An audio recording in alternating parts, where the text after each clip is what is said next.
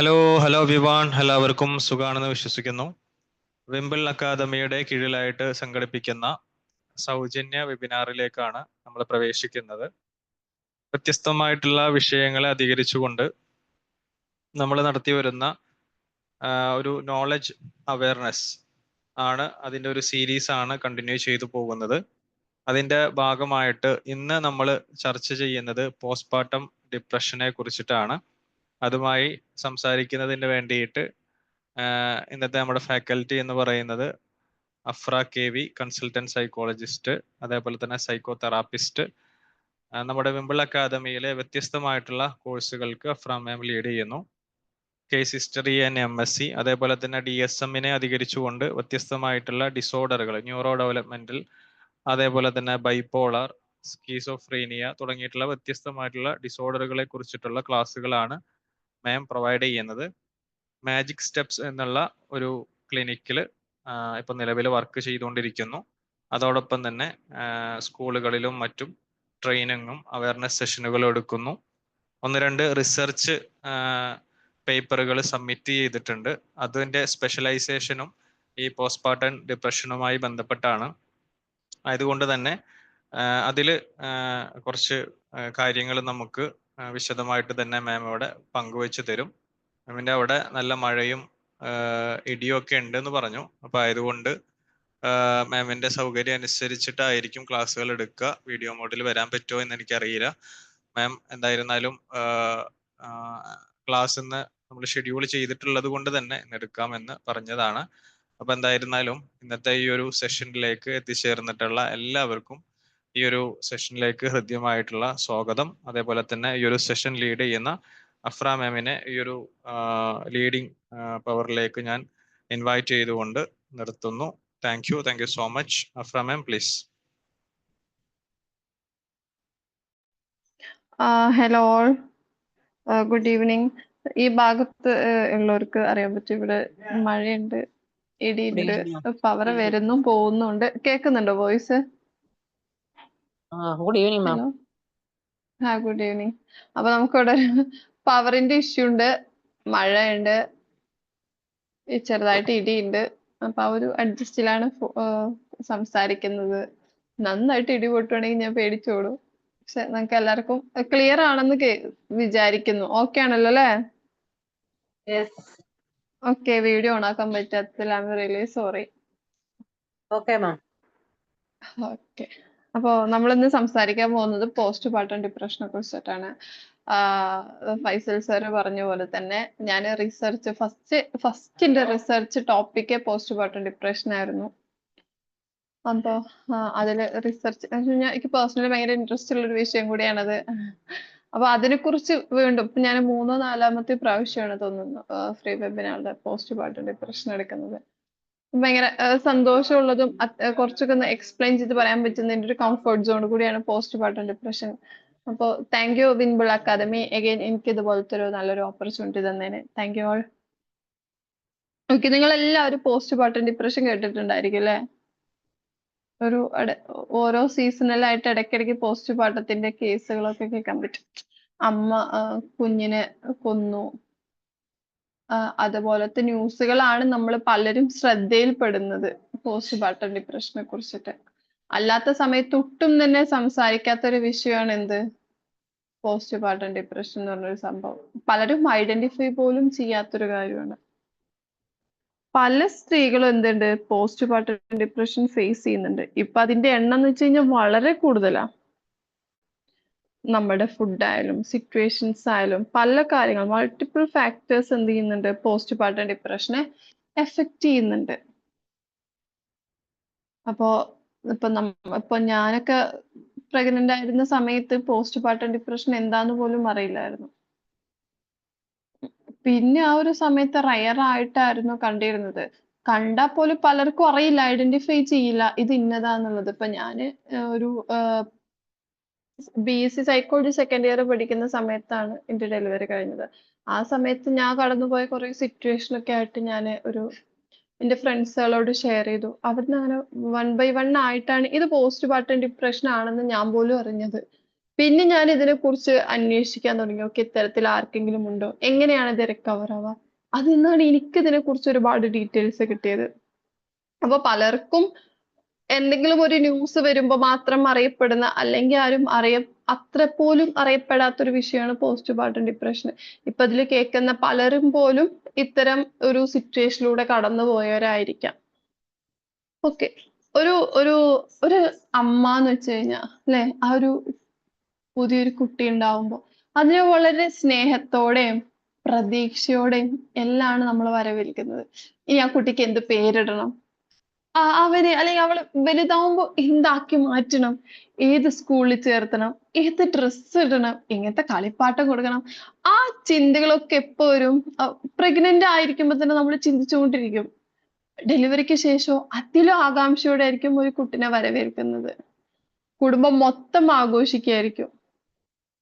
പക്ഷെ സ്ത്രീകളിൽ പലർക്കും എന്തുണ്ടാവുന്നുണ്ട്, ഡെലിവറിക്ക് ശേഷം ഒരു 1 വീക്കിനുള്ളിൽ ബേബി ബ്ലൂ എന്നുള്ള പോസ്റ്റ് പാർട്ടം ബ്ലൂ എന്നൊരവസ്ഥ കണ്ടുവരാറുണ്ട്.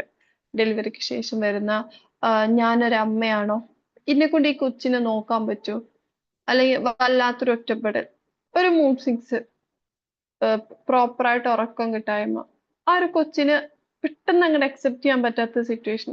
ഇതൊക്കെ സാധാരണ 1-2 ആഴ്ച പല അമ്മമാരിലും കണ്ടുവരുന്ന ഒരു സിറ്റുവേഷൻ ആണ്. പക്ഷെ ഈ ഒരു സിറ്റുവേഷന് എബൌട്ട് 2 വീക്കിലോട്ട് നീണ്ടു പോകുമ്പോഴാണ് എന്ത് വരുന്നത്, പോസ്റ്റ് പാർട്ടം ഡിപ്രഷൻ എന്നുള്ള കണ്ടീഷനിക്ക് എത്തുന്നത്. എന്ന് വെച്ച് കഴിഞ്ഞാൽ സാധാരണ ഡെലിവറിക്ക് ശേഷം ഒരമ്മയ്ക്ക് ഇത്തരത്തിലുള്ള ഉറക്കമില്ലായ്മയോ, അമിതമായിട്ട് ഉറങ്ങുന്നത്, ഭക്ഷണത്തോടുള്ള ഒരു താല്പര്യക്കുറവ്, കുട്ടിയെ പെട്ടെന്ന് അക്സെപ്റ്റ് ചെയ്യാൻ പറ്റാത്തത്, പുതിയ സിറ്റുവേഷന്, ഹോർമോണൽ ചേഞ്ചസ്, ഇതെല്ലാം ആ ഒരു പോസ്റ്റ് പാർട്ടം ബ്ലൂ എന്നുള്ള ഒരു അവസ്ഥയിൽ എത്തിക്കാറുണ്ട് പല അമ്മമാരെയും. പക്ഷെ ഇത് പേഴ്സിസ്റ്റ് ചെയ്ത് 2 വീക്കിൽ അപ്പുറം പോകുമ്പോഴാണ് ഇത് പോസ്റ്റ് പാർട്ടം ഡിപ്രഷൻ എന്നുള്ള ഒരു കണ്ടീഷനിലേക്ക് എത്താറ്. പലരിലും പല രീതിയിലാണ് പോസ്റ്റ് പാർട്ടം ഡിപ്രഷൻ ഉള്ളത്. അത് നമ്മൾ ഇതിന്റെ ഒരു സിംറ്റംസ് പറഞ്ഞതിന് ശേഷം അതിന്റെ ടൈപ്സ് നമ്മൾ ഡിസ്കസ് ചെയ്യും. ഓക്കെ, പ്രധാനമായിട്ടും വരുന്ന സിംറ്റം എന്ന് വെച്ച് കഴിഞ്ഞാൽ പേഴ്സിസ്റ്റന്റ് സാഡ്നെസ് ആണ്. ഒരു വല്ലാത്തൊരു സങ്കടം നീണ്ടു പോവുക. ഇപ്പൊ ഞാന് എന്റെ ഹസ്ബൻഡിന്റെ ഏട്ടന്റെ വൈഫിനോട്, ഏട്ടത്തിയമ്മനോട് ഇപ്പൊ എനിക്കുണ്ടായ ഒരു സിറ്റുവേഷനെ കുറിച്ച് സംസാരിക്കാൻ ഈ അടുത്താണ് എനിക്കൊരു അവസരം കിട്ടിയത്, നല്ല രീതിയിൽ കമ്മ്യൂണിക്കേറ്റ് ചെയ്യാൻ. അപ്പൊ അവളുടെ സെക്കൻഡ് ഡെലിവറിക്ക് ശേഷം സെയിം ഫീലിങ്സിലൂടെയാണ് അവൾ കടന്നു പോകുന്നത്. ഓക്കെ, ഇപ്പൊ ഞാൻ എന്റെ ഡെലിവറി സമയത്ത് ആഫ്റ്റർ ഡെലിവറി എന്റെ കുട്ടിനെ 2 ആയിട്ട് കാണുമായിരുന്നു. എന്റെ തൊട്ടടുത്തൊരു കുട്ടി കിടക്കുന്നു, ഞാൻ കിടക്കുന്നതിന് മുകളില് മറ്റേ ആകാശത്തായിട്ട്, റൂഫിന്റെ അടുത്തായിട്ട് ഒരു കുട്ടി നിൽക്കുന്നു. അത്തരം കണ്ടീഷനിലൂടെയാണ് ഞാൻ എന്റെ ഫസ്റ്റ് വീക്ക് ഡെലിവറി കഴിഞ്ഞുള്ള ഫസ്റ്റ് വീക്ക് കടന്നു പോയിട്ടുള്ളത്. പക്ഷെ എനിക്ക് അറിയില്ലായിരുന്നു ഇതാന്നുള്ളത്. ഇതൊരു പോസ്റ്റ് പാർട്ടത്തിന്റെ സിംറ്റം ആണ്. പോസ്റ്റ് പാർട്ടത്തേക്ക് കടന്നു പോവാണ് ഞാൻ. ഉറക്കമില്ലാണ്ട് ഇരിക്കുക, കുട്ടി കിടന്നുറങ്ങുമ്പോഴേക്ക് ടെൻഷൻ, എന്തിന്റെ കുട്ടി ഉണരാത്തെ, പിടിച്ച് കുലുക്കി നോക്കുക. ഇതൊക്കെ ഒരു പോസ്റ്റ് പാർട്ടത്തിന്റെ സിംറ്റം എന്ന് എനിക്ക് ആരും പറഞ്ഞു തന്നിട്ടില്ല, അറിയില്ലായിരുന്നു. അപ്പൊ നമുക്ക് ഇനി വരുന്ന ആളുകളിലെങ്കിലും മേ ബി നിങ്ങൾക്ക് അത്തരത്തിൽ സിംറ്റംസ് ഉണ്ടായിരുന്നു, ഇപ്പൊ നമ്മളുടെ ബിഹേവിയറും കാര്യങ്ങളും ആ ഒരു പോസ്റ്റ് പാർട്ടത്തേക്ക് ലീഡ് ചെയ്യുന്നുണ്ടോ എന്ന് അറിയാൻ വേണ്ടിയിട്ട് ഈ ഒരു സിംറ്റംസ് നിങ്ങളെ ഡെഫിനറ്റ്ലി ഹെൽപ്പ് ചെയ്യും. ഒന്ന് നേരത്തെ പറഞ്ഞ പോലെ പേഴ്സിസ്റ്റ് ചെയ്യുന്ന സാഡ്നെസ് ആണ്. ഭയങ്കര ഒരു എംപ്റ്റി ആയിട്ട് തോന്നുക, ഒരു ഹോപ്പ്ലെസ്, ഇനി എന്താ ചെയ്യണ്ടേ, എനിക്കെന്റെ ലൈഫിനെ കുറിച്ചൊരു ഹോപ്പും ഇല്ല, നെക്സ്റ്റ് എന്ത് വേണമെന്ന് അറിയില്ല, നാളെ എന്ത് ചെയ്യണമെന്ന് അറിയില്ല, ഇന്നത്തോട് കൂടിയിട്ട് എന്റെ ലൈഫ് അവസാനിക്കുകയാണോ, അത്തരത്തിലുള്ള ചിന്തകൾ പോവാ. എന്തെന്നില്ലാത്ത സങ്കടം എന്ന് വെച്ച് കഴിഞ്ഞാൽ അതിനൊരു എന്താ പറയാ, there is no apparent reason. Okay, അത്തരത്തിലുള്ള സിറ്റുവേഷനിൽ എന്താവാ, അവർക്ക് തോന്നുന്ന feeling empty, hopeless, feeling sad, ഇത്തരം സിറ്റുവേഷനിലൂടെയൊക്കെ ആയിരിക്കും എന്തുണ്ടാവുക, ചില അമ്മമാര് കടന്നു പോകുന്നുണ്ടാവുക. ഇതൊരു പോസ്റ്റ് പാർട്ടം ഡിപ്രഷന്റെ സിംറ്റം ആണ്. നെക്സ്റ്റ് വരുന്നത് ലോ ഓഫ് ഇൻട്രസ്റ്റ്. ആക്ടിവിറ്റീസിൽ നമ്മൾ സാധാ ചെയ്തുകൊണ്ടിരുന്ന ആക്ടിവിറ്റികളിലൊന്നും എന്തുണ്ടാവില്ല, താല്പര്യമില്ലാത്ത അവസ്ഥ. ചില വീട്ടമ്മമാരിൽ എന്താണ്, വീട്ടുജോലികളിൽ താല്പര്യം ഉണ്ടാവില്ല. അതുപോലെ തന്നെ ഡ്രസ്സ്, സാധനങ്ങൾ പ്രോപ്പർ ആയിട്ട് അടക്കി വെക്കാനും താല്പര്യം ഉണ്ടാവില്ല. ഏതെങ്കിലും ഫംഗ്ഷന് പോകാൻ താല്പര്യം ഉണ്ടാവില്ല. വീട്ടിൽ നിന്ന് പുറത്തിറങ്ങാൻ താല്പര്യം ഉണ്ടാവില്ല. അങ്ങനെ നോർമൽ ആയിട്ട് ചെയ്തുകൊണ്ടിരുന്ന പല ഇൻട്രസ്റ്റ് ഉള്ള കാര്യങ്ങളിലും താല്പര്യം ഉണ്ടാവില്ല. ഹലോ, കേൾക്കുന്നുണ്ടല്ലോ അല്ലേ? ഉണ്ട് മാഡം, ഉണ്ട്. ഓക്കെ. പിന്നെ വരുന്നത് ചേഞ്ചസ് ഇൻ അപ്പറ്റൈറ്റിസ്. ഫുഡിന്റെ കാര്യത്തില്, ഫുഡ് കഴിക്കുന്ന കാര്യത്തിൽ ചിലപ്പോൾ ഭയങ്കര ഇൻക്രീസ്ഡ് ആയിരിക്കും, ചിലപ്പോൾ ഭയങ്കര ഡിക്രീസ്ഡ് ആയിരിക്കും. ഇത്തരം ഒരു കണ്ടീഷന് ചിലർ ഭയങ്കരമായിട്ട് വെയിറ്റ് ലോസ് ആവും, ചിലർ വെയിറ്റ് ഗെയിൻ ആവും. ഇപ്പൊ ഞാനെന്ന് വെച്ച് കഴിഞ്ഞാൽ എനിക്ക് ഫുഡ് കഴിക്കൽ വളരെ കുറവായിരുന്നു. എനിക്ക് ഒട്ടും ഫുഡ് കഴിക്കാൻ പറ്റിയിരുന്നില്ല, ഒട്ടും ഫുഡ് കഴിക്കാൻ പറ്റിയിരുന്നില്ല. ഒന്നിനോടും താല്പര്യമില്ല. വീട്ടിൽ നിന്ന് ഇങ്ങനെ വഴക്ക് പറയുമായിരുന്നു. അതുപോലെ തന്നെ ഞാൻ ഭയങ്കരമായിട്ട് ലീനായി പോയി. ക്യാരിങ്ങിന്റെ ടൈമിൽ അത്യാവശ്യം തടിയൊക്കെ ഉണ്ടായിരുന്നു, ഭയങ്കര സ്ലിം ആയി പോയി. നേരെ തിരിച്ചും എന്തുണ്ടാവാറുണ്ട്, പോസ്റ്റ് പാർട്ടം സിറ്റുവേഷനിൽ പലരും പെട്ടെന്ന് ഒരുപാട് തടി കൂടി പോവുക, അതുപോലെ തന്നെ അമിതമായിട്ട് ഫുഡ് കഴിക്കുക, ഇത്തരം കണ്ടീഷൻ ഉണ്ടാവാറുണ്ട്. പിന്നെ വരുന്നത് സ്ലീപ്പ് ഡിസ്റ്റർബൻസസ്. ഉറങ്ങാൻ ഭയങ്കര ബുദ്ധിമുട്ടായിരിക്കും. ചിലരെന്തായിരിക്കും, ഫുൾ ഡേ ഉറക്കമായിരിക്കും, അവർക്ക് അത്രയും ക്ഷീണമായിരിക്കും ഉണ്ടാവുക. ഇപ്പോ എനിക്കൊക്കെ ഭയങ്കര ഉറക്കക്കുറവായിരുന്നു. ഉറക്കത്തിൽ ഓരോരോ സ്വപ്നങ്ങള് എന്ന് വെച്ച് കഴിഞ്ഞാൽ എന്റെ കൊച്ചിനെ ആരൊക്കെയോ തട്ടിക്കൊണ്ടുപോവുക, കുട്ടിക്ക് എന്തോ അപകടം പറ്റുക. അല്ലെങ്കിൽ ഞാൻ കണ്ടിരുന്നത് വെച്ച് കഴിഞ്ഞാൽ ഞാൻ ഇങ്ങനെ കിടക്കുമ്പോ കുട്ടിയുടെ മേല് ഞാൻ കമിഴ്ന്ന് കിടന്നിട്ടുണ്ട്. ഉറക്കത്തിൽ അറിയാണ്ട് ഞാൻ കുട്ടിയുടെ മേല് കമിഴ്ന്ന് കിടന്നിട്ടുണ്ടെന്ന് തോന്നുക. ഉറക്കത്തിൽ പെട്ടെന്ന് കണ്ണു തുറക്കുമ്പോഴേക്ക് തോന്നുക എന്റെ കുട്ടിയുടെ തലയല്ലേ, തല. ഹലോ, കേൾക്കുന്നുണ്ടോ? കുട്ടിയുടെ തല എന്റെ ഞാൻ കിടക്കുന്നതിന്റെ അടിയിലാണ് കുട്ടിയുടെ തല, കഴുത്തിന്റെ അവിടുന്ന് മാത്രമേ എന്റെ കുട്ടിക്കുള്ളൂ എന്നൊരു ഫീലൊക്കെ വരിക. ഇത്തരം സിറ്റുവേഷൻസ് ഞാൻ റിസർച്ചിന് വേണ്ടി എടുത്ത പല പാരന്റ്സും സംസാരിച്ചിട്ടുണ്ട്. ഇത്തരം തോട്ടിലൂടെയൊക്കെ ആ ഒരു ഡെലിവറി കഴിഞ്ഞ ഉടനെ അവർ പോയിട്ടുണ്ട് എന്നുള്ളത്. ഓക്കെ. നെക്സ്റ്റ് വരുന്നത് ഫാറ്റിഗ്യൂ. ഭയങ്കരമായിട്ട് ടയേർഡ്, ഒരു ഒന്നിലും നമ്മൾ നേരത്തെ പറഞ്ഞല്ലോ ഒന്നിലും ഇൻട്രസ്റ്റ് ഇല്ല. അപ്പൊ ഓൾറെഡി ഇൻട്രസ്റ്റ് ഇല്ല എന്ന് പറയുമ്പോൾ തന്നെ എന്തായിരിക്കും, എല്ലാം ഒരു സ്ലഗ്ഗിഷ് മൂവ്മെന്റ് ആയിരിക്കും, ലാക്ക് ഓഫ് എനർജി ആയിരിക്കും. ഓക്കെ, ഇതൊക്കെ പോസ്റ്റ് പാർട്ടം ഡിപ്രഷനുള്ള അമ്മമാരിൽ കണ്ടുവരാറുണ്ട്. നമ്മള് പലരും പറയും ഇപ്പോ നീ ഡെലിവറി കഴിഞ്ഞെടുക്കുമല്ലേ, നിനക്ക് സുഖമല്ലേ, ഫുൾ ടൈം ഉറങ്ങുവാണ്, എന്താണ് ആ കുട്ടീനെ ഒന്ന് നോക്ക് വഴക്ക് പറയുന്നത് ഞാൻ ഒത്തിരി കേട്ടിട്ടുണ്ട് പലരും. എനിക്കത് കേട്ടിട്ടില്ല കേട്ടോ, എനിക്ക് ഉറക്കമില്ലാത്ത പ്രശ്നമായിരുന്നു, ഉറങ്ങുമെന്ന് അറിയായിരുന്നു. ഇതൊക്കെ എന്തായിരിക്കും, ചിലപ്പോ പോസ്റ്റ് പാർട്ടം ഡിപ്രഷന്റെ സിംറ്റം ആയിരിക്കും. അതുപോലെ തന്നെ ഡിഫിക്കൽട്ടി ടു കോൺസെൻട്രേറ്റ് ചെയ്യാൻ ഭയങ്കര ബുദ്ധിമുട്ടായിരിക്കും. ഒരു കാര്യത്തേക്ക് കോൺസെൻട്രേറ്റ് ചെയ്യാൻ പറ്റില്ല. ഇപ്പൊ ആ ഒരു സമയത്ത് ഡെലിവറി കഴിഞ്ഞ് പഠിക്കുന്നവരാണെങ്കിൽ അവർക്ക് അതിലേക്ക് കോൺസെൻട്രേറ്റ് ചെയ്യാൻ പറ്റൂല. വീട്ടു കാര്യങ്ങൾക്ക് കോൺസെൻട്രേറ്റ് ചെയ്യാൻ പറ്റൂല. അപ്പൊ ഹസ്ബൻഡിന്റെ എന്തെങ്കിലും കാര്യം ചെയ്യണം, അതിൽ അവര് ഭയങ്കര കൺഫ്യൂസ്ഡ് ആയിരിക്കും. കുട്ടികളുടെ കാര്യത്തിൽ കൺഫ്യൂസ്ഡ് ആയിരിക്കും. ഇപ്പൊ ആ ഒരു കുട്ടി വളർന്ന് ഒരു വയസ്സൊക്കെ ആയി, എന്നാലും പോസ്റ്റ് പാർട്ടം ഡിപ്രഷന് നേരത്തെ ഐഡന്റിഫൈ ചെയ്തിട്ടില്ല, ട്രീറ്റ്മെന്റ് ചെയ്തിട്ടില്ലെങ്കിൽ എന്തായിരിക്കും, അവർക്ക് പിന്നെ അങ്ങോട്ടുള്ള കാര്യങ്ങളിലൊക്കെ എന്തുണ്ടാവും, ഈ ഒരു ബുദ്ധിമുട്ട് കാണാറുണ്ട്. പിന്നെ നെക്സ്റ്റ് വരുന്നത് ഇറിറ്റബിലിറ്റി. വല്ലാത്തൊരു ഇറിറ്റബിലിറ്റി ആയിരിക്കും.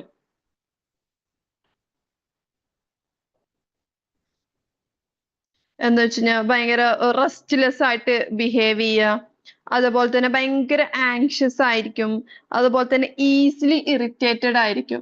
ഇപ്പൊ ചിലർക്ക് എന്ന് വെച്ച് കഴിഞ്ഞാൽ ഇപ്പൊ നമുക്കൊരു പാരന്റ് വന്നായിരുന്നു, ആ പാരന്റിന് ഡെലിവറിക്ക് ശേഷം ആർക്കാലും എന്തെങ്കിലും പറ്റൂ, എന്റെ കുട്ടിക്ക് എന്തെങ്കിലും പറ്റൂ. അവർക്ക് 3-4 കൊച്ചുങ്ങളുണ്ട്.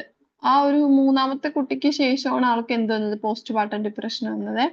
അപ്പോ ബാക്കിയുള്ള കുട്ടികൾക്ക് എന്തെങ്കിലും പറ്റും. കുട്ടികളെ സ്കൂളിൽ വിടാൻ ആള് ഹാപ്പി അല്ല, കാരണം കുട്ടികളെ സ്കൂൾ വിട്ട് വരാൻ പറ്റില്ലേ, സ്കൂൾ ബസ്സിന് എന്തെങ്കിലും പറ്റുമോ, ഒരു ഭക്ഷണം കഴിക്കുമ്പോൾ അവർക്ക് എന്തെങ്കിലും പറ്റുമോ. ഇത്തരത്തിലുള്ള ഭയങ്കര ആങ്ഷ്യസ് ആയിട്ടുള്ള സിംറ്റംസ്, ചിന്തകളായിരുന്നു അവർക്ക് ഉണ്ടായിരുന്നത്. എന്ന് വെച്ച് കഴിഞ്ഞാൽ ചിലര് വിചാരിക്കും പോസ്റ്റ് പാർട്ടം ഡിപ്രഷൻ എന്ന് പറയുന്നത് എന്താണ്, ഫസ്റ്റത്തെ ഡെലിവറിക്ക് മാത്രം വരുന്നത്.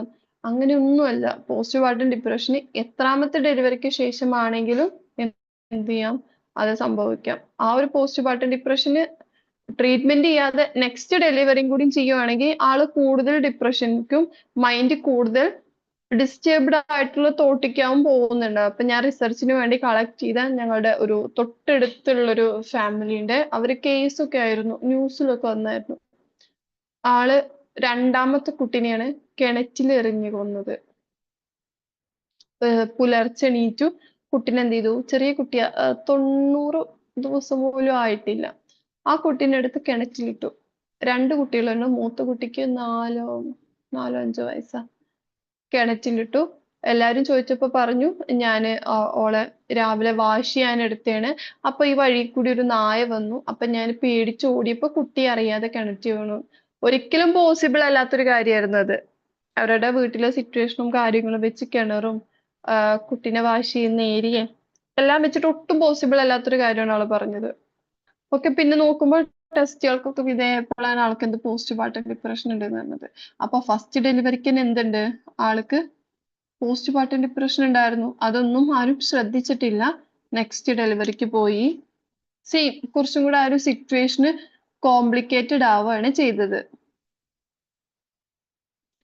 ഓക്കെ, നെക്സ്റ്റ് വരുന്നത് ഫിസിക്കൽ സിംറ്റംസ് ആയിട്ടുള്ള ഹെഡ് ഏക്ക്, സ്റ്റൊമക് പ്രോബ്ലം, അല്ലെങ്കിൽ വേറെ എന്തെങ്കിലും ഫിസിക്കൽ കോംപ്ലിക്കേഷൻസ്. ചിലർക്ക് കാലുവേദന ആയിരിക്കും കണ്ടിന്യൂസ് ആയിട്ട്, ചിലർക്ക് ഭയങ്കര വോമിറ്റിംഗ് ടെൻഡൻസി ആയിരിക്കും, ഭയങ്കര തലവേദന ആയിരിക്കും, വയറുവേദന ആയിരിക്കും.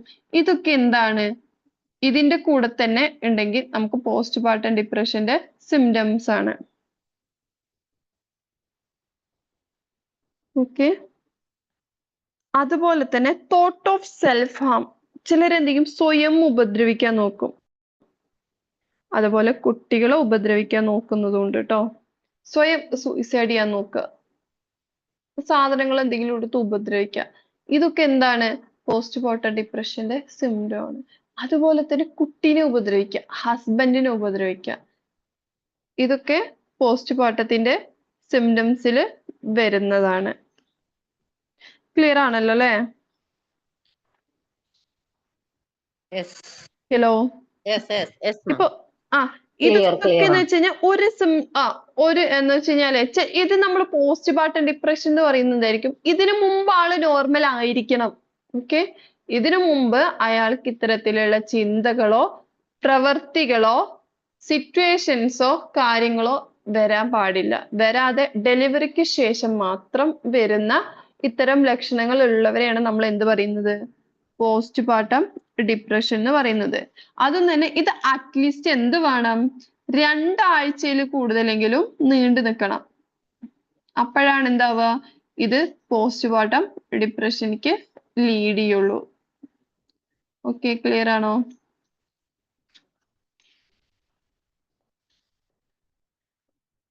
ഇനി എന്തുകൊണ്ടൊക്കെയാണ് ഈ പോസ്റ്റ്മോർട്ടം ഡിപ്രഷൻ വരുന്നത് അല്ലെ? ഇപ്പൊ നമുക്ക് പോസ്റ്റ്മോർട്ടം ഡിപ്രഷന്റെ സിംറ്റംസ് ഒക്കെ കേട്ടോ, പലരും നമ്മൾ പലതും വായിച്ചിട്ട് അറിയുന്നുണ്ട്. എന്തുകൊണ്ട് ഇത് വരുന്നു എന്ന് പറയുന്നത് ഹോർമോണൽ ചേഞ്ചസ് ആണ്. എന്താണ്, നമുക്ക് ഈസ്ട്രജൻ, പ്രൊജസ്ട്രോൺ ഒക്കെ ഉണ്ട് നമ്മുടെ ശരീരത്തിൽ. അതിന്റെ ലെവൽ എന്ത് ചെയ്യും, ചൈൽഡ് ബർത്തിന് ശേഷം അത് ഷിഫ്റ്റ് ആകുമ്പോൾ അതിന്റെ ലെവൽ മാറുമ്പോൾ എന്താണ്, പോസ്റ്റ്മോർട്ടം ഡിപ്രഷൻ ഉണ്ടാവാൻ സാധ്യതയുണ്ട്. അതുപോലെ തന്നെ സ്ലീപ്പിംഗ് ഡിപ്രിവേഷൻസ്, ഇപ്പൊ ഡെലിവറി കഴിഞ്ഞ ഉടനെ കിട്ടേണ്ട ഒരു ഉറക്കത്തിന്റെ അളവുണ്ട്, നല്ല രീതിയിൽ ഉറങ്ങാൻ പറ്റണം. സാധാരണ കുട്ടികളൊക്കെ ഡെലിവറി കഴിഞ്ഞിട്ട് വന്നു കഴിഞ്ഞാൽ കാണും എന്ത്, നമുക്ക് കുടുംബക്കാരും വിസിറ്റേഴ്സും ഫുൾ വന്നോണ്ടിരിക്കും അല്ലേ? ഈ ഡെലിവറി കഴിഞ്ഞ് കിടക്കുന്ന പെൺകുട്ടിക്ക് എന്താണ്, പ്രോപ്പർ ആയിട്ട് ഉറങ്ങാൻ പോലും പറ്റണമെന്നില്ല. അവർക്ക് റെസ്റ്റ് എടുക്കേണ്ട സമയമാണ്. അപ്പോഴായിരിക്കും എന്ത് ചെയ്യുക, എല്ലാരും വരുന്നു, ചെറിയ കുട്ടി ഉറങ്ങാതിരിക്കും, ഇവളോട് സംസാരിച്ചുകൊണ്ടിരിക്കുന്നു, ഇവൾക്ക് ഉറങ്ങാനുള്ള ഒരു സമയം പോലും കിട്ടില്ല. അതും എന്ത് ചെയ്യുന്നുണ്ട്, പോസ്റ്റ്മോർട്ടം ഡിപ്രഷനിലേക്ക് ലീഡ് ചെയ്യുന്നുണ്ട്. അല്ലെങ്കിൽ ചില കുട്ടികൾ കാണാൻ ജനിച്ച ഉടനെ ജനിച്ച് വീട്ടിൽ കൊണ്ടുവന്നാലും കുട്ടി വൈകുന്നേരം ഇരുന്ന് കരഞ്ഞുകൊണ്ടിരിക്കുകയായിരിക്കും. പകല് വിസിറ്റേഴ്സ് വരുന്നോണ്ട് ഈ പ്രസവിച്ച് കിടക്കുന്ന പെങ്കൊച്ചിന് ഉറങ്ങാൻ പറ്റില്ല. നൈറ്റ് ഉറങ്ങട്ടെ എന്ന് വിചാരിച്ചാലോ എന്തായിരിക്കും അവസ്ഥ, ഈ കുട്ടി കരഞ്ഞുകൊണ്ടിരിക്കും. അപ്പൊ പറയും നിന്റെ കൊച്ചല്ലേ, നീ നോക്കടി എന്ന് പറയുമ്പോ ഇവൾ അതിന് നിൽക്കുന്നു, ഉറക്കമില്ലായ്മ വരും. ഇതും എന്ത് ചെയ്യുന്നുണ്ട്, പ്രോപ്പർ ആയിട്ട് ഉറക്കം കിട്ടാത്തതും പോസ്റ്റ്മോർട്ടം ഡിപ്രഷനിക്ക് ലീഡ് ചെയ്യുന്നുണ്ട് കേട്ടോ. അതുപോലെ തന്നെ സ്ട്രെസ്, ഒരു അമ്മ ക്യാരിങ് ആയിരിക്കുന്ന സമയത്ത് റിലേഷൻഷിപ്പിൽ ഉണ്ടാവുന്ന ഇഷ്യൂസ്, അതുപോലെ തന്നെ ഓവറായിട്ട് ലൈഫിൽ വരുന്ന റെസ്പോൺസിബിലിറ്റീസ്, സ്ട്രെസ് ഒക്കെ എന്ത് ചെയ്യുന്നുണ്ട്, പോസ്റ്റ് പാർട്ടം ഡിപ്രഷനിക്ക് ലീഡ് ചെയ്യുന്നുണ്ട്. കൂടുതലായിട്ട് പോസ്റ്റ് പാർട്ടം ഡിപ്രഷനിക്ക് ലീഡ് ചെയ്തിട്ടുള്ള ഫാക്ടേഴ്സ് ആയിട്ട് നമ്മൾ കണ്ടിട്ടുള്ളത് എന്താന്ന് വെച്ച് കഴിഞ്ഞാൽ പാർട്ട്നേഴ്സ് തമ്മിലുള്ള ഇഷ്യൂസ്. പാർട്ട്ണറിന്റെ അടുത്ത് നിന്ന് കിട്ടുന്ന ഒരു ബിഹേവിയർ, അതിന്റെ ഒരു ഔട്ട്കം ആയിട്ട് എന്ത് ചെയ്യുന്നുണ്ട്, ഒരുപാട് പേരിൽ പോസ്റ്റ് പാർട്ടം ഡിപ്രഷൻസ് വരുന്നുണ്ട്. ബാക്കിയുള്ള ഫാക്ടേഴ്സിനെക്കാട്ടിലും കൂടുതൽ വരുന്നത് എന്താണ്, റിലേഷൻഷിപ്പ് ഇഷ്യൂ കാരണം ആ അമ്മയ്ക്ക് പോസ്റ്റ് പാർട്ടം ഡിപ്രഷന് വരുന്നതാണ് കണ്ടിട്ടുള്ളത്. ഇപ്പൊ നമ്മൾ റിസർച്ചിനൊക്കെ വേണ്ടി ഓരോന്ന് എടുക്കുമ്പോഴൊക്കെ അതിന്റെ ബാക്കിലേക്ക് പോകുമ്പോൾ റീസൺ എവിടെയാ കിടക്കുന്നത്, അധികവും പാർട്ട്ണർ റിലേഷൻഷിപ്പിലാണ് കിടക്കുന്നത്. ഓക്കെ. അതുപോലെ തന്നെ ഹിസ്റ്ററി ഓഫ് ഡിപ്രഷൻ എന്ന് വെച്ച് കഴിഞ്ഞാൽ പ്രീവിയസ് എന്തെങ്കിലും ആങ്ഷ്യസോ ഡിപ്രഷന്റെയോ ഹിസ്റ്ററി ഉണ്ടെങ്കിൽ അവർക്കും എന്താണ് ഡെലിവറിക്ക് ശേഷം പോസ്റ്റ് പാർട്ടം ഡിപ്രഷൻ വരാം. എന്ന് വെച്ച് കഴിഞ്ഞാൽ സ്റ്റിൽ ഡിപ്രഷൻ ഉള്ള ആള് ഡെലിവറി കഴിഞ്ഞു ഇന്നേച്ച് വീണ്ടും ഡിപ്രഷൻ വരുമ്പോൾ അത് പോസ്റ്റ് പാർട്ടം ഡിപ്രഷൻ അല്ല. ഒരുപാട് കാലം മുമ്പ് എന്ന് വെച്ച് കഴിഞ്ഞാൽ ആളുടെ ഒരു ചെറുപ്പത്തില് കല്യാണത്തിന്റെ ഒരു 4-5 വർഷം 5-6 വർഷങ്ങൾക്ക് മുമ്പ് ഡിപ്രഷനോ ആങ്സൈറ്റിയോ പോലത്തെ എന്തോ ചെറുതായിട്ട് ആൾക്ക് ഉണ്ടായിരുന്നു. എന്നിട്ട് അവരെന്ത് ചെയ്തു, കല്യാണം കഴിഞ്ഞു, പ്രഗ്നന്റ് ആയി, ഡെലിവറി കഴിഞ്ഞു, അതിനുശേഷം പോസ്റ്റ് പാർട്ടം ഡിപ്രഷന്റെ ഇത്തരം സിംറ്റംസ് ചിലരിൽ കണ്ടുവരാറുണ്ട്. ഓക്കെ. നെക്സ്റ്റ് പറയുന്നത് ഫാമിലി ഹിസ്റ്ററി. ഫാമിലി മെമ്പേഴ്സിന് ആർക്കെങ്കിലും ഉണ്ടെങ്കിൽ നമ്മൾ ഓരോ മെന്റൽ ഹെൽത്ത് ഡിസോർഡേഴ്സിലും നമുക്കൊന്ന് പറയുന്നുണ്ട് ഫാമിലി ഹിസ്റ്ററി ഇൻഫ്ലുവൻസ് ചെയ്യുന്നുണ്ട്. അതുപോലെ തന്നെ പോസ്റ്റ് പാർട്ടം ഡിപ്രഷനും എന്ത് ചെയ്യുന്നുണ്ട്, ഫാമിലി ഹിസ്റ്ററി ഇൻഫ്ലുവൻസ് ചെയ്യുന്നുണ്ട്. ആ ഡെലിവറി കഴിഞ്ഞെടുക്കുന്ന പെങ്കൊച്ചിന്റെ അമ്മയ്ക്ക് പോസ്റ്റ് പാർട്ടം ഡിപ്രഷൻ ഉണ്ടായിരുന്നെങ്കിൽ ഇവൾക്കും പോസ്റ്റ് പാർട്ടം ഡിപ്രഷൻ വരാന് സാധ്യത ഉണ്ട് എന്നതാണ്. ഓക്കെ. അതുപോലെ തന്നെ എന്തെങ്കിലും ട്രോമ ചൈൽഡ് ബർത്ത് ടൈമിൽ, ഓക്കെ ഇതിന് തൊട്ട് മുമ്പത്തെ കുട്ടി അബോർഷൻ ആയിരുന്നു, നെക്സ്റ്റ് കുട്ടിയാണ് വരുന്നത്. അപ്പൊ ആ ഒരു ട്രോമയിൽ നിൽക്കുന്ന ഒരാൾക്ക് ഉടനെ തന്നെ പ്രഗ്നന്റ് ആവുമ്പോൾ ഡെലിവറിക്ക് ശേഷം എന്തുണ്ടാവാറുണ്ട്, പോസ്റ്റ് പാർട്ടം ഡിപ്രഷൻ ആണ്. അതുപോലെ തന്നെ ഒരു കുട്ടി സംസാരിച്ച പോലെ അവളുടെ അച്ഛൻ മരിച്ചത്, ആള് പ്രഗ്നന്റ് ആയിരിക്കുന്ന സമയത്താണ് അച്ഛൻ മരിച്ചത്. ആ ട്രോമ എഫക്ട് ചെയ്തിട്ടുണ്ടായിരുന്നു. അതിനുശേഷം ആൾക്ക് എന്തുണ്ട്, പോസ്റ്റ് പാർട്ടം ഡിപ്രഷന് വന്നിട്ടുണ്ട്. ഇത്രയും കാര്യങ്ങളാണ് ഇതിന്റെ കോസസും റിസ്ക് ഫാക്ടേഴ്സും വരുന്നത് പോസ്റ്റ് പാർട്ടം ഡിപ്രഷന്റെ. ഓക്കെ. ഇനി ഏതൊക്കെ ടൈപ്പ് ആണെന്ന് വെച്ച് കഴിഞ്ഞാൽ mild type post partum depression ഉണ്ട്, മോഡറേറ്റ് പോസ്റ്റ് പാർട്ടം ഡിപ്രഷൻ ഉണ്ട്, അതുപോലെ തന്നെ സിവിയർ പോസ്റ്റ് പാർട്ടം ഡിപ്രഷൻ ഉണ്ട്, പോസ്റ്റ് പാർട്ടം സൈക്കോസിസ് ഉണ്ട്, പോസ്റ്റ് പാർട്ടം ആങ്സൈറ്റി ഉണ്ട്, post partum obsessive compulsive disorder ഉണ്ട്, പോസ്റ്റ് പാർട്ടം PTSD ഉണ്ട്, പോസ്റ്റ് പാർട്ടം ബൈപോളാർ ഡിസോർഡർ ഉണ്ട്. ഇനി ഇതൊക്കെ എന്താന്ന് വെച്ച് കഴിഞ്ഞാൽ മൈൽഡ് പോസ്റ്റ് പാർട്ടം ഡിപ്രഷൻ എന്ന് വെച്ച് കഴിഞ്ഞാൽ എന്താണ്, ഇതിന്റെ സിംറ്റംസ് എന്താണ്, മേജർ ഡിപ്രസീവ് സിംറ്റംസിന്റെ സിമിലർ ആണ്, പക്ഷെ എന്തായിരിക്കും ലെസ് സിവിയർ ആയിരിക്കും സിംറ്റം ഉണ്ടാവുക. അതുപോലെ തന്നെ എന്താണ്, ആ ഒരു വുമണ് എന്താണ് എക്സ്പീരിയൻസ് ചെയ്യുന്നത് സിംറ്റംസ് എന്ന് വെച്ച് കഴിഞ്ഞാൽ ഡെയിലി ലൈഫിന് വളരെ ചെറിയ രീതിയിൽ മാത്രമേ ഇമ്പയർമെന്റ്സ് ഉണ്ടാക്കുന്നുള്ളൂ. മൈൽഡ് പോസ്റ്റ് പാർട്ടം ഡിപ്രഷൻ എന്ന് വെച്ച് കഴിഞ്ഞാൽ മേജർ ഡിപ്രസീവ് സിംറ്റംസിന്റെ ഏകദേശം സിമിലർ ആണ്, ചെറിയ രീതിയിൽ മാത്രമായിരിക്കും അതിന്റെ സിവിയോറിറ്റി ഉണ്ടാവുക. അതുപോലെ തന്നെ ആ ഒരു വുമണിന്റെ ഡെയിലി ലൈഫ് റൊട്ടീന് വളരെ ചെറിയ രീതിയിൽ മാത്രമേ എഫക്ട് ചെയ്യുന്നുള്ളൂ ഉണ്ടാവുക. നെക്സ്റ്റ് വരുന്നത് മോഡറേറ്റ് പോസ്റ്റ് പാർട്ടം ഡിപ്രഷൻ ആണ്. ഇതിന്റെ സിംറ്റംസ് പറഞ്ഞാൽ കുറച്ചും കൂടെ എന്താണ്, കുറച്ചും കൂടെ മൈൽഡ് ലെവലിലാണ് വരുന്നത്. മൈൽഡ് ലെവലിനെക്കാട്ടും കുറച്ചും കൂടി ഇച്ചിരി സിവിയോറിറ്റി ഉണ്ടാവും എവിടെ, മോഡറേറ്റ് പോസ്റ്റ് പാർട്ടം ഡിപ്രഷനില്.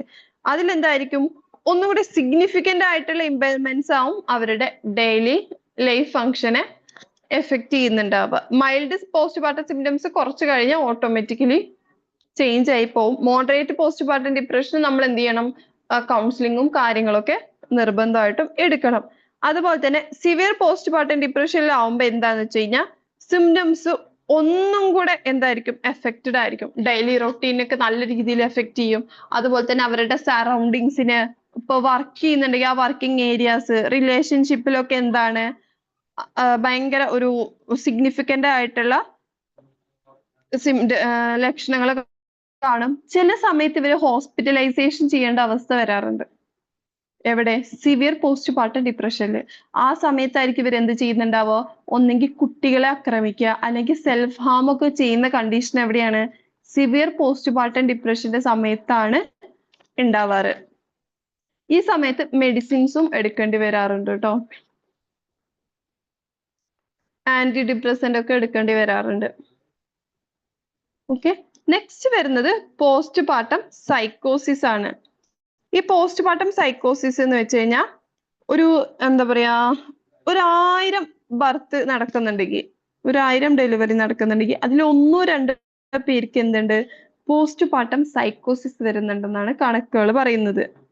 അതിന്റെ സിംറ്റംസ് വരുന്നത് ഹാലൂസിനേഷന്, ഡെലൂഷന്, അതുപോലെ തന്നെ ഡിസോർഗനൈസ്ഡ് ആയിട്ടുള്ള തിങ്കിങ് ഒക്കെ വരും.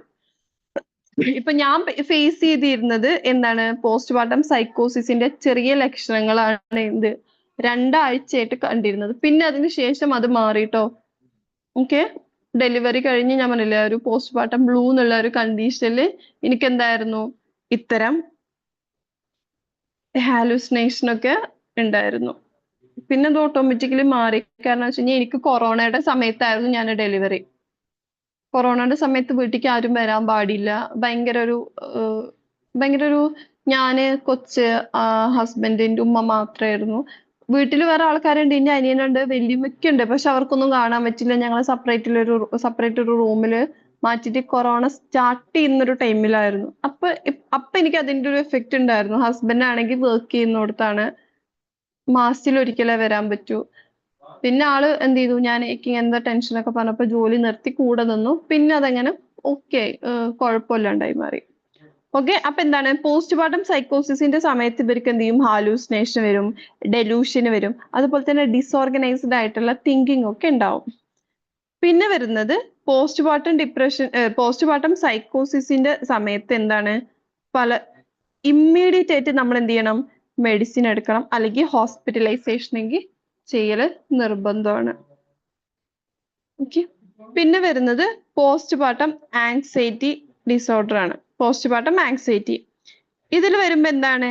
എക്സസീവ് ആയിട്ടുള്ള വെറീസ്, ആങ്സൈറ്റി, ഭയങ്കരമായ പേടിയാണ് എവിടെ കാണുന്നത്? പോസ്റ്റ് പാർട്ടം ആങ്സൈറ്റിയിൽ കാണുന്നത്.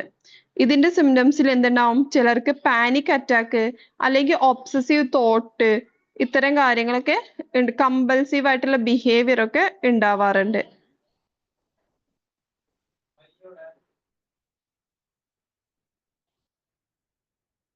ഓക്കെ, സോറി ട്ടോ.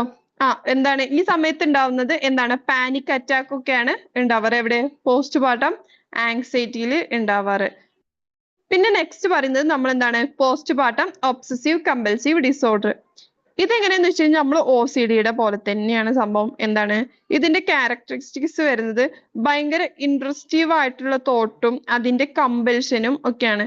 ഇപ്പൊ ചിലരെന്താണ്, നമുക്ക് ആ കൊച്ചിനെ കൊന്നില്ലേ, കിണറ്റിക്ക് വലിച്ചെറിഞ്ഞിട്ട്, അവർക്ക് എന്താണ്? കൊച്ചിനെ എന്തെങ്കിലും ചെയ്യണം എന്നുള്ളൊരു തോട്ട് വരും. അത് നേരെ എവിടേക്ക് പോവും? കമ്പൽഷനിക്ക് പോവും. ഒരു അമ്മ പറയുന്ന കേട്ടിട്ടുണ്ടോ? ബക്കറ്റില് വെള്ളത്തില് മുക്കി കൊന്നത്. അവരുടെ വീഡിയോ കണ്ടായിരുന്നു നിങ്ങള്? ആ കൊച്ചിനെ കൊന്നതിന് ശേഷം പിന്നെ ജയിലിൽ നിന്ന് ഇറങ്ങിയിട്ട് അമ്മ കരയുന്നത്. അതെ, അവർക്ക് അത്തരം ഭയങ്കരമായിട്ടുള്ള തോട്ട് വന്നുകൊണ്ടിരിക്കുക. ചെയ്യണം.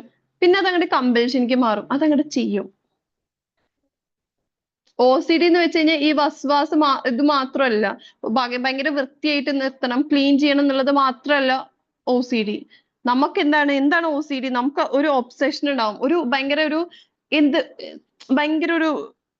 ഭയങ്കരമായിട്ടുള്ള ഒരു തോട്ട് ഉണ്ടാവും. ആ തോട്ട് നമ്മൾ പ്രാവർത്തികമാക്കും അല്ലെ? ഇപ്പൊ നമ്മൾ കേട്ടിട്ടുണ്ട്, ദൈവത്തിനോട് സെക്ഷൽ ഫീലിങ്സ്, വിഗ്രഹത്തിനോട് സെക്ഷൽ ഫീലിങ്സ് തോന്നുന്നത് OCDയിൽ വരുന്നതാണ്.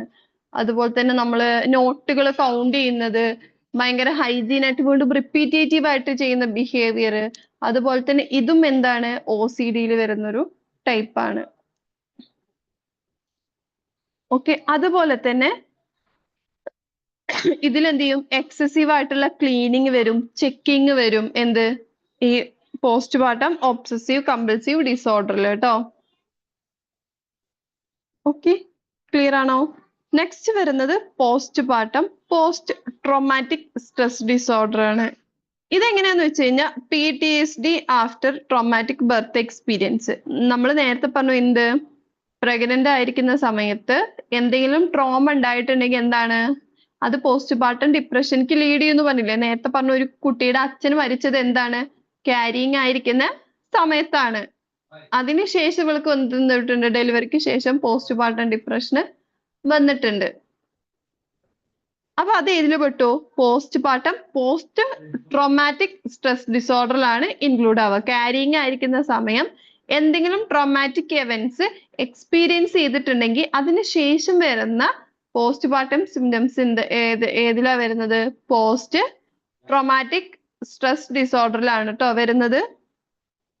അതുപോലെ തന്നെ ഇതിന്റെ സിംറ്റംസ് എന്ന് വെച്ച് കഴിഞ്ഞാൽ ഫ്ലാഷ് ബാക്സ് ആയിരിക്കും. എന്ന് വെച്ച് കഴിഞ്ഞാൽ കഴിഞ്ഞ കാര്യങ്ങൾ ഇവരിങ്ങനെ സ്വപ്നം കാണുക, അച്ഛന്റെ കൂടെ സ്പെൻഡ് ചെയ്ത കാര്യങ്ങള്, അല്ലെങ്കിൽ അച്ഛന് മരിച്ച സിറ്റുവേഷൻസ് സ്വപ്നം കാണുക, അല്ലെങ്കിൽ ചുമ്മാ ഇരിക്കുമ്പോ തന്നെ ആ തരത്തിലുള്ള തോട്ട്സ് പോവുക. അതുപോലെ തന്നെ നൈറ്റ് മെയേഴ്സ്. പിന്നെ സെയിം ഒരു സിംറ്റംസ് വരികയാണെങ്കിൽ എന്ത് ചെയ്യും, അത് അവര് മാക്സിമം അവോയ്ഡ് ചെയ്യും. ഓക്കെ, അവരെ ട്രിഗർ ചെയ്യുന്ന കാര്യങ്ങളില്ലേ, ഇപ്പൊ എവിടെയെങ്കിലും ഡെത്ത് ഫംഗ്ഷനോ അല്ലെങ്കിൽ എന്തെങ്കിലും വരികയാണെങ്കിൽ അവരത് അവോയ്ഡ് ചെയ്യും. അവർക്ക് സെയിം അന്ന് ആ ഒരു പ്രഗ്നന്റ് ആയിരിക്കുന്ന സമയത്ത് എന്ത് ട്രോമ കൊണ്ടാണ് അവർക്ക് എഫക്റ്റ് ആയിട്ടില്ലെന്ന് വെച്ച് കഴിഞ്ഞാൽ ആ സെയിം ട്രിഗറിങ് ഫാക്ടർ എന്ത് ചെയ്യും, ഇവർ അവോയ്ഡ് ചെയ്യാൻ ശ്രമിച്ചുകൊണ്ടേയിരിക്കും. ഇതൊക്കെയാണ് ഇവിടെ വരുന്നത് പോസ്റ്റ്പാർട്ടം പോസ്റ്റ് ട്രോമാറ്റിക് സ്ട്രെസ് ഡിസോർഡറിൽ വരുന്നത്. നെക്സ്റ്റ് വരുന്നത് പോസ്റ്റ്പാർട്ടം ബൈപോളാർ ഡിസോർഡർ ആണ്. ഓക്കെ, ഇതെങ്ങനെയെന്ന് വെച്ച് കഴിഞ്ഞാൽ എക്സ്ട്രീം ആയിട്ടുള്ള മൂഡ് സ്വിങ്സ് ആയിരിക്കും ഉണ്ടാവുക. എപ്പോഴാ എന്താ ചെയ്യുന്നതെന്ന് അറിയില്ല, പെട്ടെന്നായിരിക്കും മൂഡ് മാറുന്നുണ്ടാവുക.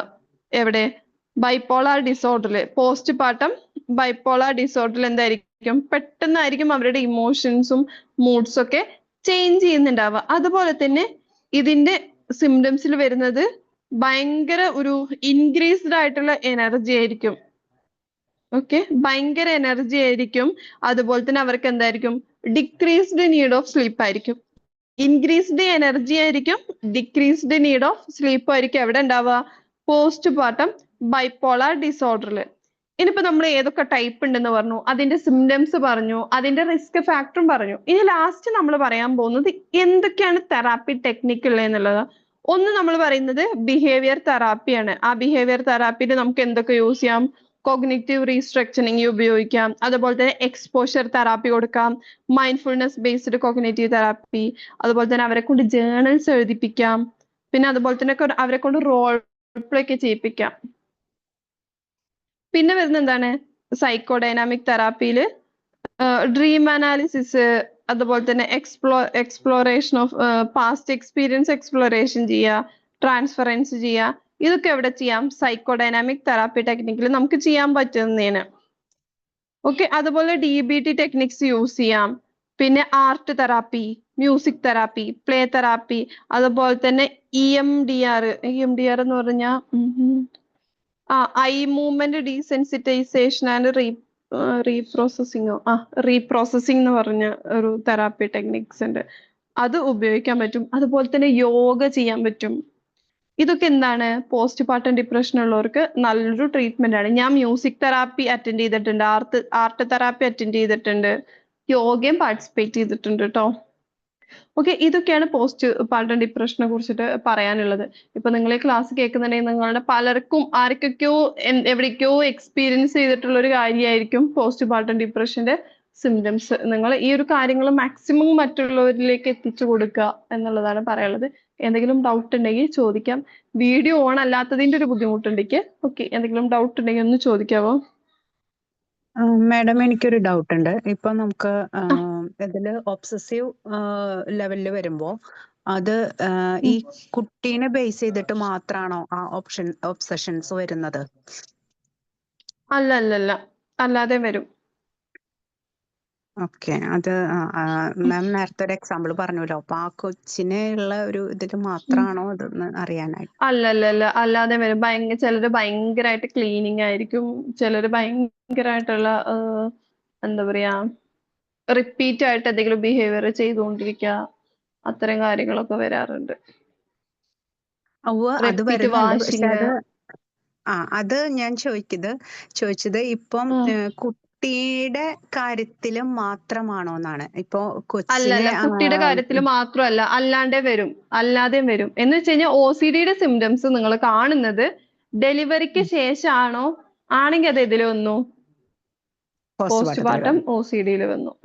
ഓക്കെ ഓക്കെ ഓക്കെ കാരണം അവിടെ എന്തൊക്കെ ഉണ്ടാവും, ഈ റിസ്ക് ഫാക്ടറും കൂടി നിങ്ങൾ ചെക്ക് ചെയ്യുക. എന്ത് ഹോർമോണൽ ചേഞ്ചസ് വന്നിട്ടുണ്ടോ, സ്ലീപ്പിംഗ് ഡിപ്രിവിയേഷൻസ് ഉണ്ടോ, എന്തെങ്കിലും സ്ട്രെസ് ഉണ്ടോ, അല്ലെങ്കിൽ എന്തെങ്കിലും ഹിസ്റ്ററി, ഡിപ്രഷന്റെ ഹിസ്റ്ററി കാണുന്നുണ്ടോ, അതുപോലെ തന്നെ ഫാമിലിയിൽ ആർക്കെങ്കിലും പോസ്റ്റ്മോർട്ടത്തിന്റെ സിംറ്റംസ് ഉണ്ടോ, ട്രോമ ഉണ്ടോ എന്ന് ചെക്ക് ചെയ്യുക. ഇതിൽ ഏതെങ്കിലും ഫാക്ടേഴ്സ് ഉണ്ടെങ്കിൽ എന്തായാലും അതിനുശേഷം OCD വരുന്നുണ്ടെങ്കിൽ ഡെഫിനറ്റ്ലി അതായിരിക്കും. അതുവരെ OCDയുടെ സിംറ്റംസ് ഇല്ലാത്ത ഒരാളാണ്, ഡെലിവറിക്ക് ശേഷം OCDയുടെ സിംറ്റംസ് കാണിക്കുന്നുണ്ടോ, പോസ്റ്റ്മോർട്ടം OCD ആണ് കേട്ടോ. അത് കൺഫേം ചെയ്യാം. ഇപ്പൊ നമ്മൾ ഈ പറഞ്ഞ കാര്യങ്ങളൊക്കെ ഡെലിവറിക്ക് ശേഷം കാണിക്കുന്നെങ്കിൽ എന്ത് തന്നെയാണ്, അത് പോസ്റ്റ്മോർട്ടം ഇതിന്റെ കാറ്റഗറിയിൽ വരുന്നതാണ്. Okay ma'am, thank you. ഇപ്പൊ നമ്മൾ റിസർച്ചിന് വേണ്ടി ആളുകളെ കൊടുത്തപ്പോ എന്താണ്, പ്രീവിയസ് ആയിട്ട് ഒരു മെന്റൽ ഹെൽത്ത് സിംറ്റംസും ഇല്ലാത്ത ഓക്കെ ആയ ആളുകളെയായിരുന്നു നമ്മൾ എന്ത് ചെയ്തത്, റിസർച്ചിന് വേണ്ടി ചൂസ് ചെയ്തിരുന്നത്. ഹലോ മാം, എനിക്കൊരു ഡൗട്ട് ഉണ്ട്. പറയൂ മാം. 3 സ്റ്റേജസ് പറഞ്ഞു, മൈൽഡ്, മോഡറേറ്റ്, സിവിയർ. അപ്പോ അതില് മൈൽഡും മോഡറേറ്റും വന്ന ആളുകൾക്ക്, മൈൽഡിലായാലും മോഡറേറ്റിലായാലും അവർ ട്രീറ്റ്മെന്റ് എടുക്കാതിരുന്നാല് അത് സിവിയറിലേക്ക് സിവിയർക്ക് പോവും. ഓ ഡെഫിനറ്റ്ലി പോവും. പിന്നിപ്പോ മൈൽഡ് സ്റ്റേജിലാണ് അത് അവര് റെക്കഗ്നൈസ് ചെയ്തു, എന്ത് ഇക്ക് പോസ്റ്റ്മോർട്ടം ഡിപ്രഷൻ ആണെന്ന് റെക്കഗ്നൈസ് ചെയ്തു, ഫാമിലി സപ്പോർട്ടർ ആണ്, ഹസ്ബൻഡ് സപ്പോർട്ടർ ആണ്, എങ്കിൽ അത് പെട്ടെന്ന് ക്യൂർ ചെയ്യാൻ പറ്റുന്ന ഒരു കാര്യമാണ്. പക്ഷെ മോഡറേറ്റ് എത്തി ഡെഫിനറ്റ്ലി ട്രീറ്റ്മെന്റ് എടുക്കണം, തീർച്ചയായിട്ടും ട്രീറ്റ്മെന്റ് എടുക്കണം. മെഡിസിൻ വേണമെന്നുള്ളത് അതിന്റെ സിംറ്റംസിനെ ഡിപ്പെൻഡ് ചെയ്തിരിക്കും. പക്ഷെ പലരും മോഡറേറ്റ് ലെവലിൽ അധികവും ഇത് മെഡിസിൻസ് എടുക്കേണ്ടി വരാറില്ല. ഓക്കെ, അധികം സിവിയോറിറ്റി ടൈമിലാണ്. മോഡറേറ്റ് എത്ര നാള് അത് മോഡറേറ്റ് ആണെന്ന് അത് ക്ലിയർ ചെയ്യുന്ന എത്ര പീരീഡ് കഴിഞ്ഞിട്ടാണ്? അതിന്റെ സിംറ്റംസ് വെച്ചിട്ട് എന്ന് വെച്ച് കഴിഞ്ഞാൽ സൈക്കോട്ടിക് സിംറ്റംസ് കാണുന്നില്ല, അതുപോലെ തന്നെ അവരുടെ ഇതില് ഡെയിലി ലൈഫിൽ എത്രത്തോളം ഇമ്പയർമെന്റ്സ് വരുന്നു എന്ന് ഡിപ്പെൻഡ് ചെയ്തിട്ടാ. ഓക്കെ, മോഡറേറ്റ് ലെവലാകുമ്പോൾ ചെറിയ രീതിയിൽ മാത്രം അവരുടെ ലൈഫിൽ ഇമ്പയർമെന്റ്സ് വരുന്നുണ്ടാവുക. മറ്റേതെന്ന് വെച്ച് കഴിഞ്ഞാൽ സിവിയർ എത്തിക്കഴിഞ്ഞാൽ അവർ ഹോസ്പിറ്റലിൽ അഡ്മിറ്റ് ചെയ്തേ പറ്റൂ. കാരണം അതിന്റെ കൂടെ എന്ത് ചെയ്യുന്നുണ്ടാവും, ഭയങ്കര ഡിപ്രഷനും കാണിക്കുന്നുണ്ടാവും, ആരെങ്കിലും ഉപദ്രവിക്കാനും നോക്കുന്നുണ്ടാവും, പെട്ടെന്ന് വയലന്റ് ആവുന്നുണ്ടാവും. ഹോസ്പിറ്റലിൽ അഡ്മിറ്റ് ചെയ്യണം. സൈക്കോസിസ് ആകും. അതെ, ഭയങ്കര സിവിയർക്ക് എത്തും ചെയ്യും. വീട്ടുകാർക്ക് തന്നെ ഭയങ്കര ബുദ്ധിമുട്ടായിട്ട് ഫീൽ ചെയ്യും. വീട്ടിലുള്ളവർക്കും പുറത്തുള്ളവർക്കും ഇവരെ കൊണ്ട് ഫുൾ ബുദ്ധിമുട്ടായിരിക്കും. എന്ത് ചെയ്യണം എന്ന് അറിയാത്തൊരു ബുദ്ധിമുട്ട് വരും. അപ്പൊ തീർച്ചയായിട്ടും നമ്മൾ തന്നെ ഓട്ടോമാറ്റിക്കലി ഇവരെ കൺസൾട്ട് ചെയ്യാൻ കൊണ്ടുപോവുകയും ചെയ്യും. മെഡിസിൻസ് എടുക്കണം, ചിലരെന്ത് ചെയ്യും, ഹോസ്പിറ്റലിൽ അഡ്മിറ്റ് ചെയ്യേണ്ടി വരാറുണ്ട്. നമ്മളെന്ന് വെച്ച് കഴിഞ്ഞാൽ ചെയ്യേണ്ടത്, ബേബി ബ്ലൂസ് കണ്ടോ വെച്ച് കഴിഞ്ഞാൽ ഒരാഴ്ചന്റെ ഉള്ളിൽ കാണും, ഒരു 2 ആഴ്ചന്റെ ഉള്ളിൽ ഡെലിവറി കഴിഞ്ഞൊരു 1 വീക്കിൽ തന്നെ ബേബി ബ്ലൂ ഉണ്ടെങ്കിൽ അറിയാൻ പറ്റും ഇവരുടെ മൂഡ് സ്വിങ്സും, ഉറക്കമില്ലായ്മ അല്ലെങ്കിൽ അമിത ഉറക്ക, ഫുഡിന്റെ കാര്യത്തിലൊക്കെ ചേഞ്ചസ് കാണുമ്പോൾ തന്നെ നമ്മൾ ഇവരെ പ്രൊട്ടക്ട് ചെയ്യാന്നുള്ളതാ. പിന്നെ പോസ്റ്റ്മോർട്ടം ഡിപ്രഷനിൽ നമുക്ക് ഭയങ്കര വെൽനെസ് എന്നുള്ള ഒരു കാര്യത്തിന് ഭയങ്കര ഇമ്പോർട്ടന്റ് ഉണ്ട്. പല ഹോസ്പിറ്റലുകളിലും എന്ത് ചെയ്യുന്നുണ്ട്, എനിക്കറിയുന്ന ഒരു ഹോസ്പിറ്റൽ ഉണ്ട് കേട്ടോ, അവിടെ എന്ത് ചെയ്യുന്നുണ്ട്, ക്യാരിങ് ആയവർക്ക് വേണ്ടിയിട്ട് കൗൺസിലിംഗ് കൊടുക്കുന്നുണ്ട്. കപ്പിൾസിന് പ്രഗ്നന്റ് ആയിരിക്കുന്ന സമയത്ത് കൗൺസിലിംഗ് കൊടുക്കുന്നുണ്ട്. ഇതൊരു പരിധി വരെ നമുക്ക് എന്ത് കൺട്രോൾ ചെയ്യാൻ പറ്റും, പോസ്റ്റ്മോർട്ടം ഡിപ്രഷന് കൺട്രോൾ ചെയ്യാൻ പറ്റുന്ന ഒരു കാര്യമാണ്. അപ്പൊ അത്തരം കാര്യങ്ങൾ എടുക്കുക. ഡെലിവറിക്ക് മുമ്പായിട്ട് ഹസ്ബൻഡിനും വൈഫിനും പിന്നെ വീട്ടുകാർക്കുള്ള കൗൺസിലിംഗ് ഒക്കെ കൊടുക്കുന്നതിലൂടെ നമുക്ക് പോസ്റ്റ്മോർട്ടം ഡിപ്രഷൻ ഇല്ലാണ്ടാക്കാൻ പറ്റുന്നതാണ്. അധികം നമ്മൾ ഇതിനെ കുറിച്ച് അവെയർ ആവുക എന്നുള്ളതാണ്. ഈ ഒരു ഡിസോർഡറിനെ കുറിച്ച് അവെയർ ആയി കഴിഞ്ഞാൽ നമുക്ക് ഇത് കുറച്ച് കൊണ്ടുവരാൻ പറ്റുന്ന ഒരു കാര്യമാണ്. മാം, പിന്നെ മാം പറഞ്ഞില്ലേ ഒരു ഐ മൂവ്മെന്റ്, അത് എന്ത് തെറാപ്പിയാ, അതെങ്ങനെയാ? അത് നമ്മളുടെ ഇതില് തെറാപ്പിയിൽ വരുന്നതായിരുന്നു.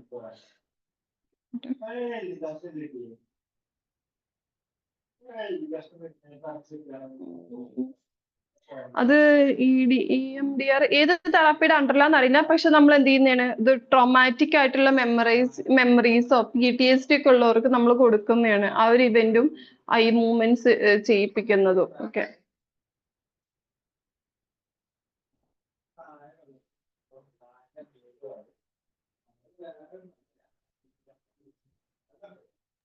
മാം ഈ ആർട്ട് തെറാപ്പിയെ പറ്റി ഒന്ന് പറയാമോ? ആർട്ട് തെറാപ്പിയിൽ നമ്മൾ ഈ ഡൂഡിൽ ആർട്ട്, പെയിന്റിങ് അത്തരം കാര്യങ്ങളൊക്കെ ചെയ്ത് നമ്മുടെ സ്ട്രെസ്സും കാര്യങ്ങളൊക്കെ റിമൂവ് ചെയ്യുന്ന ഒരു തരം തെറാപ്പിയാണ് ആർട്ട് തെറാപ്പി. അപ്പൊ നമുക്ക് വിൻബിൾ തന്നെ അതിന്റെ ഒരു കോഴ്സ് ഉണ്ട്, കണ്ടിട്ടുണ്ടോ? പേഷ്യൻസിന് നമ്മൾ ആ ടോപ്പിക്ക് പേഷ്യൻസിന് കൊടുക്കണം, ഭയങ്കര നമ്മൾ ടോപ്പിക് കൊടുക്കണം, അവരിഷ്ടമുള്ള പിക്ചർ വരച്ചാൽ മതിയോ? ടോപ്പിക് ഞാനായിരുന്നു ചൂസ് ചെയ്തിരുന്നത്. ഞാൻ ഡൂഡിൽ ചെയ്യുമായിരുന്നു, പെയിന്റിങ്സ് വെച്ചിട്ടൊക്കെ ആയിരുന്നു. എനിക്കൊരു തെറാപ്പിസ്റ്റ് ഉണ്ടായിരുന്നു, അവരുടെ അണ്ടറിലായിരുന്നു ഞാൻ ചെയ്തിരുന്നത്. ഓൺലൈൻ ആയിട്ടായിരുന്നു ഞാൻ ചെയ്തിരുന്നത്. ഇന്റേത് അങ്ങനെയാണ് കുറെ റിമൂവ് ആയത് കേട്ടോ. PTSD ഉണ്ടായിരുന്ന, സോറി, PPD ഉണ്ടായിരുന്നതിൽ എനിക്ക് ഹെൽപ്ഫുൾ ആയത് അങ്ങനെയാണ്. കാരണം ഞാൻ ആർട്ട് തെറാപ്പി പഠിച്ചിട്ടില്ല, പക്ഷെ ഞാൻ ക്ലയന്റ് ആയിട്ട് ഫേസ് ചെയ്തിട്ടുണ്ട്. അതെ, മ്യൂസിക്കോ? മ്യൂസിക് തെറാപ്പിയും തന്നെ അങ്ങനെ തന്നെയായിരുന്നു. എനിക്ക് അവര് മ്യൂസിക്സ് എന്റെ ഇഷ്ടം അനുസരിച്ച് മ്യൂസിക്സ് സെലക്ട് ചെയ്ത് തരുമായിരുന്നു. ഞാൻ മോർണിംഗ് യൂസ് ചെയ്തായിരുന്നു, നൈറ്റ് യൂസ് ചെയ്തായിരുന്നു. അങ്ങനെയൊക്കെയാണ് എനിക്ക് ഹെൽപ്ഫുൾ ആയത്. കാരണം ഞാൻ മ്യൂസിക് തെറാപ്പി പഠിച്ചിട്ടില്ല, ആർട്ട് തെറാപ്പി ഞാൻ പഠിച്ചിട്ടില്ല. ഞാൻ ക്ലയന്റ് ആയിട്ട് കിട്ടിയ സംഭവമാ. ക്ലയന്റ് ആയിട്ട് എനിക്ക് കിട്ടിയ സംഭവമാണത്. മനസ്സിലായി. അപ്പൊ അതാണ് എനിക്ക് അതിനെ കുറിച്ച് കൂടുതൽ പറയാൻ പറ്റാത്തത്. കാരണം അതിനെ കുറിച്ച് പഠിച്ചവരാണത് പറയാ. ഇപ്പൊ ഞാൻ സൈക്കോ തെറാപ്പിനെ കുറിച്ച് ചോദിച്ചു കഴിഞ്ഞാൽ എനിക്ക് പറയാൻ പറ്റും ഞാൻ പഠിച്ചിട്ടുണ്ട്. ചൈൽഡ് ഡിസോർഡേഴ്സ് പഠിച്ചിട്ടുണ്ട്, അഡൾട്ട് കൗൺസിലിംഗ് പഠിച്ചിട്ടുണ്ട്, ഏർലി ഇന്റർവെൻഷൻസ് അറിയാം, ഡിസോർഡേഴ്സ് അറിയാം. ഇപ്പൊ DSM-ൽ ഏത് ഡിസോർഡർ ചോദിച്ചാൽ എനിക്ക് പറയാൻ പറ്റും. പക്ഷെ ആർട്ട് തെറാപ്പി ഞാൻ പഠിച്ചിട്ടില്ല. ഞാൻ എന്ത് ചെയ്തിട്ടുണ്ട്, ഞാൻ അനുഭവിച്ചിട്ടുണ്ട് അതിന്റെ ഒരു ഫീല്. കാരണം എനിക്ക് അറിയാത്തത് പറയാൻ പറ്റില്ലല്ലോ നമുക്ക്. അതിന് ഓരോ തെറാപ്പിക്കും അതിൻ്റെതായ തിയറീസും കാര്യങ്ങളൊക്കെ ഉണ്ട്. പക്ഷെ അതിന്റെ ഒരു എഫക്റ്റ് എനിക്ക് കിട്ടിയിട്ടുണ്ട്. അതെനിക്ക് പറയാൻ പറ്റുന്ന ഒരു കാര്യം. ഐ തിങ്ക് വിൻബിൾ ആണ് തോന്നുന്നു. ഞാൻ അതിന്റെ ആഡ് ഒക്കെ കണ്ടിട്ടുണ്ട്, ആർട്ടിന്റെ മ്യൂസിക്കിന്റെ ഒക്കെ. പിന്നെ ഞാൻ ഇങ്ങനെ ഒരു ഏരിയ CBTയും ബാക്കി കാര്യങ്ങളും ഫോക്കസ് ചെയ്യുന്നതുകൊണ്ട് ഞാൻ ആ ഭാഗത്തേക്ക് നോക്കിയിട്ടില്ല. ഏതെങ്കിലും ഒരു കാര്യത്തിൽ ഫുള്ളി കോൺസെൻട്രേറ്റഡ് ആവുക എന്നുള്ളൊരു ലെവലിലാണ് പോയിട്ടുള്ളത്. അതുകൊണ്ടാണ് കേട്ടോ എനിക്ക് പറഞ്ഞു തരാൻ പറ്റാത്ത. എന്തായാലും നമ്മളുടെ ക്രിയേറ്റിവിറ്റിയും നമ്മളുടെ ഇമോഷൻസ് ഒക്കെ ആർട്ടിൽ എക്സ്പ്രസ് ചെയ്യാണ് അവിടെ ചെയ്യുന്നത്.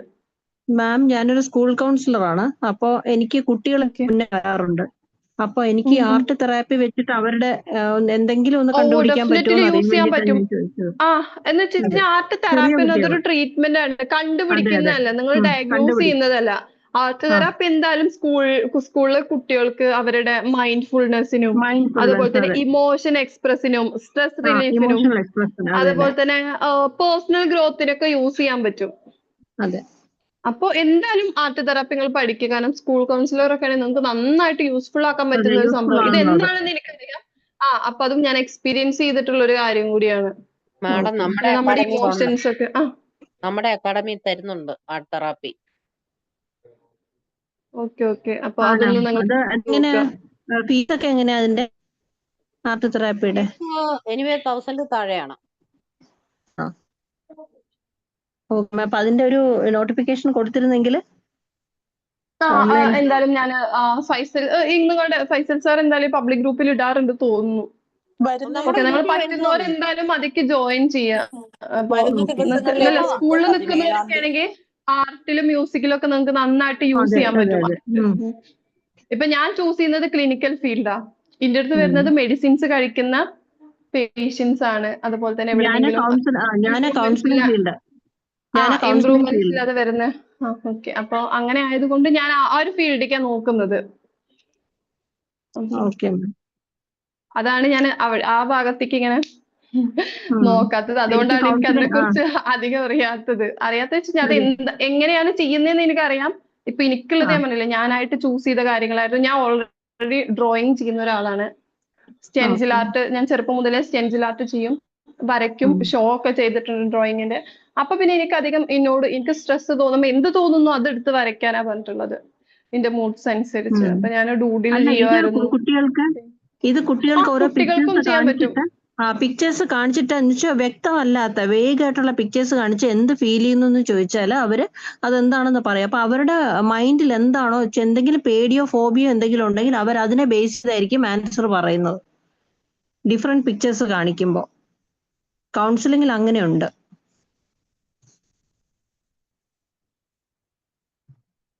ഓക്കെ, എന്തായാലും നിങ്ങൾ എന്ത് ചെയ്യാം, വിൻബിളുടെ ആർട്ട് തെറാപ്പിയുടെ കോഴ്സിൽ ജോയിൻ ചെയ്യാം. അതിന്റെ ഫീ അറിയില്ല, ആരോ പറഞ്ഞു തന്നു, എനിക്കറിയില്ല, ഫീ അറിയില്ല. വരുന്നുണ്ട് മാർച്ച് 21 500 റുപ്പീസ് മാത്രമേ ഫീസ് വരുന്നുള്ളൂ എന്ന് തോന്നുന്നു വിംപിളിന്റെ തന്നെ. ഓക്കെ, നിങ്ങൾ ജോയിൻ ചെയ്യാം. ഓക്കെ, ഇനി പോസ്റ്റ് പാർട്ടം റിലേറ്റഡ് ആയിട്ട് എന്തെങ്കിലും ഡൗട്ട് ഉണ്ടോ?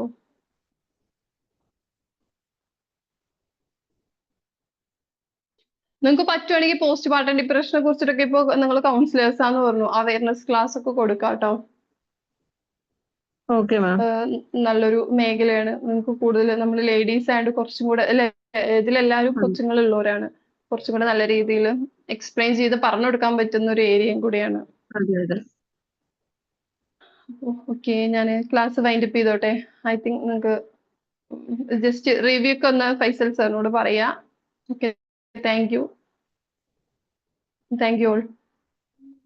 Thank you, ma'am. Thank you. Thank you, ma'am. Thank you. Okay, thank you. Have a good day. Good night.